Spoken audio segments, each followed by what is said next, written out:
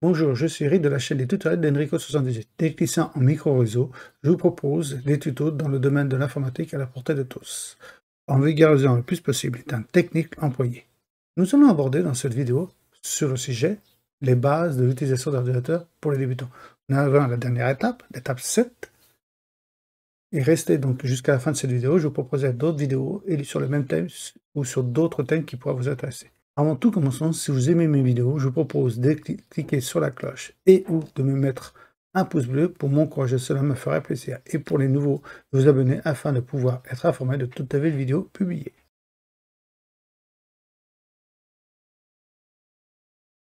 Nous allons aborder donc, comme vous pouvez voir, sur l'entretien et la réparation d'un ordinateur. Je vais vous faire juste un sommaire, c'est une petite vidéo pour vous expliquer l'ensemble. Vous connaissez quelques astuces pour réparer votre ordinateur. L'électronique n'est pas infaillible. Il arrive plus ou moins fréquemment que vos ordinateurs se plantent, qu'un logiciel se fiche, qu'une action ne se lance pas, etc. Il est nécessaire de connaître quelques astuces de dépannage qui feront de vous gagner du temps et de l'argent. Le plus souvent, il n'est pas nécessaire d'être un expert pour assurer la maintenance de son ordinateur. Et c'est d'autant plus facile, il y a de très bons logiciels de maintenance. Bien sûr, à vérifier, à faire attention quand même, de diagnostic et de réparation. Une fois les opérations de contrôle classiques faites, et si le problème persiste, il convient alors de reconfigurer l'ordinateur. Cette opération règle souvent le plus grand nombre de problèmes. Mais il faut vraiment faire ça au dernier recours. En cas de problème persistant de connexion à Internet, par exemple, le mieux est de reconfigurer votre connexion. Sachez reconnaître un virus. Les virus sont au mieux gênants, au pire destructeurs. Ils peuvent s'attaquer à vos fichiers, mais aussi à votre matériel. En déréglant, par exemple, les systèmes de refroidissement, ils peuvent ralentir votre ordinateur, effacer partiellement ou totalement vos données. Le plus simple en ce domaine est d'éviter d'attraper des virus sur Internet est le premier lieu où se passent les fichiers infectés via des clés USB, par exemple. Outre les virus, sachez qu'il existe des logiciels malveillants. On appelle ça des malwares. Des logiciels, donc des hardware, et des logiciels espions, des spareware, qui chacun, à leur manière, sont autant de menaces ou dérangent dans vos pratiques quotidiennes. Ils sont souvent camouflés à l'intérieur de programmes que vous téléchargez ou de courriels. On a souvent du mal à s'en débarrasser. Un virus, c'est comme un virus de la grippe, etc. On prend des médicaments pour se soigner. Là, c'est la même chose, sauf que c'est avec un antivirus, etc. Au bout d'un certain temps, donc, on aura accumulé quantité de programmes utilitaires, etc. Et quelques mois après, n'ont plus aucune utilité. Il est alors temps de faire du ménage. Débarrassez-vous de tout ce qui ne sert à rien. Vous allez d'abord libérer de l'espace sur votre disque dur. Ensuite, vous allez gagner en rapidité. En effet, certains programmes travaillent en tâche de fond et consomment pour cela de la mémoire, ralentissant d'autant votre travail. Si vous faites ce travail de dépoussiérage régulièrement, vous allez gagner en permanence. Petit conseil, regardez les dates de dernière utilisation du logiciel. S'il y a plus d'un an que vous ne l'avez pas ouvert, il y a peu de chances que vous le fassiez à jour. Je vais vous faire voir où on peut trouver cette information-là. On va basculer sur un téléphone virtuel, un PC virtuel plutôt. Pour rechercher, vous allez donc sur Windows 10, vous cliquez sur le bouton démarrer, vous allez sur le petit engrenage là où il y a marqué paramètres. Vous l'ouvrez. Et là, vous voyez toutes les applications. Cliquez dessus, sur l'application, et il va vous faire la liste de toutes les applications qui sont installées sur votre ordinateur. Ça peut demander du temps parce que, vous voyez, vous avez les dates. Quand est-ce qu'il a été installé dernièrement? Le 9 juillet 2023, etc. Vous voyez toutes les dates. C'est ça qui vous permettra de savoir si le logiciel que vous utilisez a plus d'un an ou pas. Et pouvoir le supprimer si vous avez besoin. Si vous voyez que vous ne l'utilisez plus. Vous avez un ou plusieurs problèmes que vous n'arrivez pas à régler. La solution réside peut-être aussi. Vous avez aussi un ou plusieurs problèmes qui peuvent arriver. La solution réside peut-être tout simplement dans une réinstallation complète du système d'exploitation. Cette opération peut sembler un peu effrayante et prendre du temps, mais le jeu en vaut la chandelle. Vous allez installer un système tout propre et retrouver les performances du début. À ce genre d'opération, ce qui fait le plus peur, c'est de devoir sauvegarder tout ce qu'il y a sur le disque et ensuite de tout réinstaller. Cependant, si vous avez des sauvegardes régulières sur un support externe, vous avez déjà fait une bonne partie du travail, même après avoir réinstallé vos logiciels. Vous allez pouvoir apercevoir que vous avez gagné de l'espace sur votre disque dur. Vous avez aussi la possibilité de pas obligé de réinstaller. Si par exemple la première utilisation vous installez tout, le PC est serein, il marche bien. Le conseil, c'est faire un clonage de votre disque dur. Pas un clonage, mais c'est une sauvegarde de votre disque dur en totalité. Vous créez une image disque. J'ai fait des vidéos là-dessus qui vous expliquent comment il faut faire. Je vous mettrai les liens justement pour faire ça. Vous l'enregistrez. Comme ça, si un jour ça ne marche pas, vous pouvez revenir en arrière. Faites-le quand même cette image-là, au moins une fois par mois. Comme ça permettra d'être toujours à jour. Hein, bien sûr, quand votre PC fonctionne bien, vous faites assurément un sauvegarde. Si vous faites ça alors qu'il ne fonctionne pas bien, ça ne sert à rien de le faire. Vous risquez de réinstaller ce qui ne marche pas bien. Par exemple, si il ne marche pas bien parce qu'il y a un virus qui a été mis dedans, et que vous faites une image du disque, au moment où vous allez remettre l'image de disque, il va remettre le virus en même temps.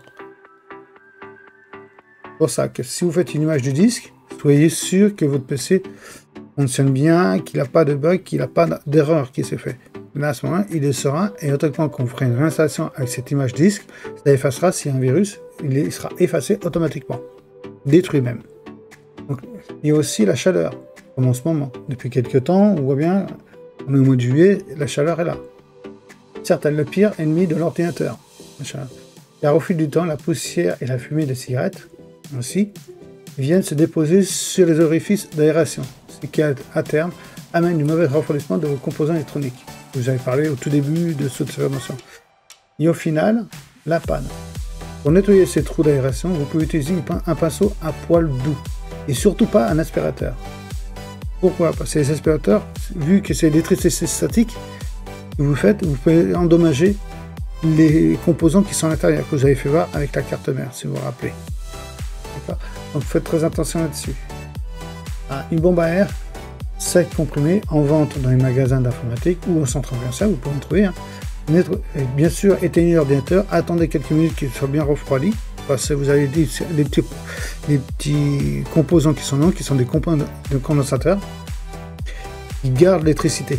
Et ça peut être très dangereux si vous touchez directement à main nue. Vous risquez de recevoir de l'électricité et vous faire électrocuter. Parce qu'il y a des tensions qui peuvent être au-dessus des 220 volts que vous avez actuellement. Donc faites très attention là-dessus. Attendez, quand vous faites un nettoyage de votre ordinateur, pensez à l'éteindre votre ordinateur, de débrancher tout ce qui est câble électrique qui peut être branché sur votre ordinateur, d'attendre 10-15 minutes. Après, vous pouvez le démonter et commencer à nettoyer, mais surtout pas avec un aspirateur. Même un petit aspirateur tout petit peut endommager les circuits qui sont dans votre ordinateur. Vous achetez, comme je dis, une bombe à air, ça suffit amplement pour nettoyer. Avec un pinceau, des petits pinceaux, pas les gros pinceaux, mais des petits pinceaux à poil doux, vous nettoyez. Nettoyage, vous faites sûrement un nettoyage 2 fois par an, et ça impose. Parce que vous allez voir, ça accumule beaucoup de poussière. Ça pose. Ou plus souvent, si vous avez des animaux et qui perdent leur poil, ou si vous êtes fumeur. Faites le plus souvent possible. Pas tous les jours, je pense, pas tous les jours, pas toutes les semaines non plus. Une fois par mois, une fois tous les 2-3 mois, voilà. Faites-le. Surtout si vous êtes dans un lieu où la poussière est énorme. Plus vous avez de poussière, plus il faudra nettoyer votre ordinateur. Pour une bonne raison. C'est pourquoi ça empêche, c'est l'ennemi, la chaleur est l'ennemi de l'ordinateur, c'est que, pour vous donner un exemple, le processeur, il y a un ventilo qui tourne au-dessus pour dégager l'aspirateur, pour dégager l'air chaud et le refroidir. Après, un processeur peut monter à 60, 70, 80 degrés. Déjà 80 degrés, c'est trop pour un processeur. Ils sont entre 50 et 60, c'est déjà bien en température, 50 à 60 degrés. Ce qui se passe, c'est que, vous voyez, quand vous dormez, vous êtes allongé, vous mettez une couette et vous êtes plus chaud. Plus vous mettez des couvertures sur vous, plus vous avez chaud. Pour un ordinateur, c'est la même chose vis-à-vis du processeur. Plus il a la poussière sur lui, c'est comme une couette qu'on lui met dessus, plus c'est dessus, plus il a chaud. Donc c'est pour ça que ça fait chauffer et ça peut engendrer des pannes, voire la destruction de l'ordinateur parce qu'il surchauffe et c'est pas bon pour lui. Même pour les ordinateurs portables. Moi, je connais des personnes qui prennent leur portable. C'est bien, c'est un ordinateur portable, ça vous permet de travailler où vous voulez. Sauf qu'il y en a certains qui se mettent dans leur lit, ils mettent leur PC portable sur les genoux, entre les genoux et l'ordinateur portable, il y a la couette, manque d'aération, et ça fait surchauffer votre ordinateur portable. Essayez de ne pas vous mettre sur la couette, ou surélever un peu votre ordinateur portable, entre la couette et l'ordinateur portable, pour laisser de l'air passer et rafraîchir l'ordinateur. Sinon, vous risquez d'endommager plus rapidement votre ordinateur. D'accord? Donc là, c'était une simple petite vidéo. Vous avez le logiciel d'intérêt pour nettoyer. Vous voyez, vous pouvez le faire. Quand je vous fais voir avec la recherche les dates, vous pouvez aussi taper nettoyage. Hein, vous faites nettoyage du disque. Ça vous permet de nettoyer en cliquant dessus. Lancer un petit programme. Vous avez d'autres programmes qui peuvent vous aider à optimiser votre ordinateur, à le nettoyer. Vous avez le programme de défragmentation. Tout ça, j'ai fait des vidéos. Bon, c'est des vieilles vidéos qui sont anciennes. Je verrai peut-être pour le mettre à jour par rapport à Windows 10 et Windows 11. Mais le principe de base est le même. Si vous voulez que je fasse des vidéos un peu plus poussées de ce côté-là, dites-le moi dans les commentaires, je me ferai un plaisir pour cela. Vous avez nettoyage, là c'est un nettoyage de disque. Vous voyez, il peut dégager les programmes qui sont installés, les fichiers temporaires, les fichiers cachés, la corbeille. Vous voyez déjà les fichiers temporaires. J'ai fait une vidéo là-dessus qui expliquait qu'est-ce que c'est les fichiers temporaires et à quoi ils peuvent servir et quels problèmes qu'on peut rencontrer avec eux. Vous voyez, si je sélectionne tout ce qui est dedans, d'accord, il n'est pas trop chargé parce que c'est un PC virtuel, mais vous voyez déjà, ne serait-ce que je peux dégager, me faire gagner en espace de 1,8 Go. Et sur lequel vous pouvez faire un nettoyage système pour être plus en profondeur. Vous voyez, il va supprimer, il va vider la corbeille, et on voit bien la corbeille est pleine. Vous allez voir, il va le vider.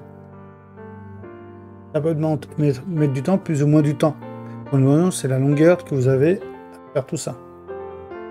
Et la corbeille est vidée, il a fait le nettoyage. Vous avez, comme je disais, la défragmentation. Appelé défrag. La défragmentation, qu'est-ce que c'est la défragmentation? J'ai fait une vidéo dessus, mais je vous fais un refresh dessus. La défragmentation, c'est pour analyser, vous avez deux types de défragmentation. Soit vous êtes un disque dur SSD, DDH. Là, c'est les anciens disques durs qui sont très vieux. Là, vous défragmentez. Et vous avez l'optimisation. On appelle ça l'optimisation, c'est pour un disque dur comme les SSD. Et c'est des mémoires flash.